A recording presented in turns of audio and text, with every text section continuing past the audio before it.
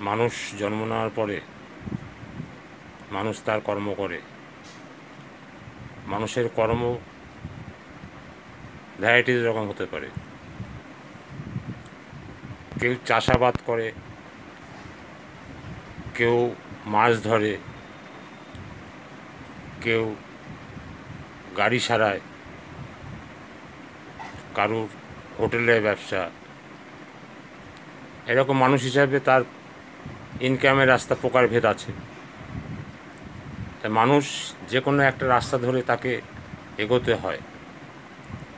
যে জেলে সে মাছ ধরছে, যে ফার্মার সে চাষ করছে, যে কার মেকার সে গাড়ি সারাচ্ছে, কেউ সাইকেল মিস্ত্রি, কেউ বাইক মিস্ত্রি, কেউ চার চাকার মিস্ত্রি, কেউ রেল মিস্ত্রি। এরকম প্রকারভেদ আছে। সেই প্রকারভেদ অনুযায়ী আপনাকে সেই জায়গায় যেতে হবে। ওই প্রকারভেদের মধ্যে দিয়ে যদি কেউ ছিটকে আসে, কেউ ডাক্তার হয়ে গেল, ইঞ্জিনিয়ার হয়ে গেল, এটা মারাত্মক ব্যাপার, খুব ভালো ব্যাপার।